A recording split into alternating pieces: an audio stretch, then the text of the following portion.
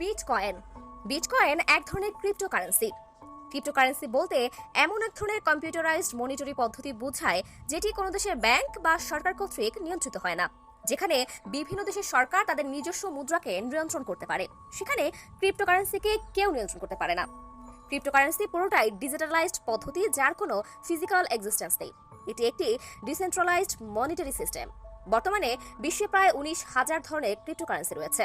ক্রিপ্টোকারেন্সির পুরো প্রসেসটি ব্লকচেইন টেকনোলজির উপর বেসড করা। ব্লকচেইন টেকনোলজি এমন একটি প্রযুক্তি যেটি ডাটাকে ডিসেন্ট্রালাইজড করে, মানে কোনো একক সার্ভার বা ব্যক্তির উপর নির্ভরশীল নয়। এটি অনেকগুলো ব্লকের মাধ্যমে যুক্ত এবং ক্রিপ্টোগ্রাফি দ্বারা নিরাপদ। সহজ ভাষায় বলতে গেলে এটি অনেক নিরাপদ সিকিউরিটি সিস্টেম, যাকে হ্যাক করা বা ডাটা নষ্ট করা প্রায় অসম্ভব। এবার আসা যাক বিটকয়েনের ইতিহাস নিয়ে।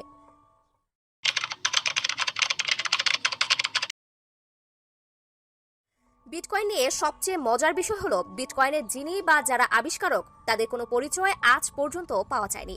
কেবল 2008 সালের 31 অক্টোবর সাতোশি নাকামতো নাম দিয়ে একটি পেপার রিলিজ করা হয়, যেখানে বলা হয় বিটকয়েন এমন একটি ইলেকট্রিক পদ্ধতি যেখানে একজনের সাথে আরেকজন ডিজিটালি ডিরেক্টলি ট্রানজাকশন করতে পারবে কোনো তৃতীয় পক্ষের হস্তক্ষেপ ছাড়া। যেমন আপনি যদি অনলাইনে কাউকে কোনো টাকা সেন্ড করেন, তবে সেখানে ব্যাংক অথবা মোবাইল ব্যাংকিং প্রতিষ্ঠানগুলো তৃতীয় পক্ষ হিসেবে আপনার ট্রানজাকশনটি সম্পন্ন করে এবং তারা চাইলে আপনার ট্রানজাকশনটি বাতিলও করে দিতে পারে। কিন্তু বিটকয়েনে এরকম কোনো ধরনের তৃতীয় পক্ষ থাকে না। বিশ্বের প্রথম বিটকয়েন ব্লকটির নাম জেনিস ব্লক, যেটি সাতোশি নাকামোতো প্রথম মাইন করে এবং বিনিময়ে 50টি বিটকয়েন পায়। বিশ্বের প্রথম বিটকয়েন ক্রয় করেন হেল ফিনলে নামক একজন সফটওয়্যার ইঞ্জিনিয়ার। 12 জানুয়ারি 2009 সালে তিনি সাতোশি নাকামোতোর কাছ থেকে 10টি বিটকয়েন কিনেন। সাতোশি নাকামোতোর মতে বিশ্বে প্রায় 21 মিলিয়ন বিটকয়েন রয়েছে, যার মধ্যে 90% বিটকয়েন অলরেডি মাইন করা হয়ে গেছে।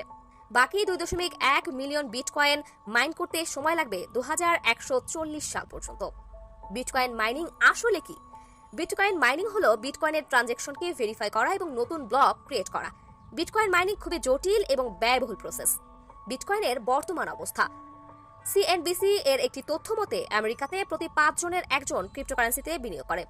জিপা এর একটি তথ্য মতে বিশ্বে বর্তমানে 15,174টি বিজনেস বিটকয়েন গ্রহণ করেছে, যার মধ্যে 2,300টি প্রতিষ্ঠান শুধু আমেরিকাতে। 2022 সালে আমেরিকাতে প্রতিদিন 2,60,000 বিটকয়েনের ট্রানজাকশন হয়।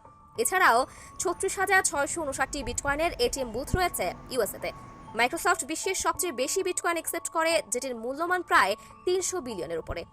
বিটকয়েনের সুবিধাগুলো কি কি? বিটকয়েনের সবচেয়ে বড় সুবিধা হলো যে কোনো ট্রানজাকশনের ক্ষেত্রে আপনার কোনো আর্থিক প্রতিষ্ঠানের সাহায্য নেওয়া লাগবে না। এছাড়াও বিটকয়েনের লেনদেনে কোনো দেশের সরকার কোনো প্রকারের হস্তক্ষেপ করতে পারে না। বিটকয়েন যেহেতু ব্লকচেইন টেকনোলজির উপর গঠিত, তাই এটির প্রতিটি লেনদেন খুবই নিরাপদ। বিভিন্ন সার্ভারের এবং ব্লকের মাধ্যমে ডাটা স্টোর থাকে, বিধায় ডাটা হারিয়ে যাওয়া বা চুরি হওয়ার কোনো সম্ভাবনা নেই। দিন দিন বিটকয়েনের ব্যবহার বাড়ছে, বিধায় এর চাহিদাও বাড়ছে। এতে করে অনেকে হাই রিটার্ন পাচ্ছে।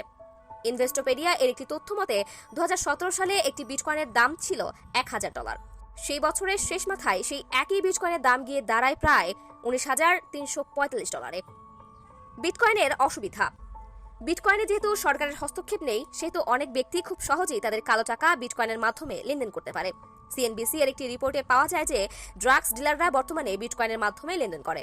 অন্যান্য যে কোনো বিনিয়োগের তুলনায় বিটকয়েন বিনিয়োগ খুবই ঝুঁকিপূর্ণ, তাই বিটকয়েনের সম্পর্কে ভালোভাবে না জেনে বিনিয়োগ করা খুবই অনিরাপদ। আমাদের ভিডিও এই পর্যন্তই। আমাদের ভিডিওগুলো ভালো লেগে থাকলে লাইক, শেয়ার এবং কমেন্ট করে আমাদের সাথেই থাকুন।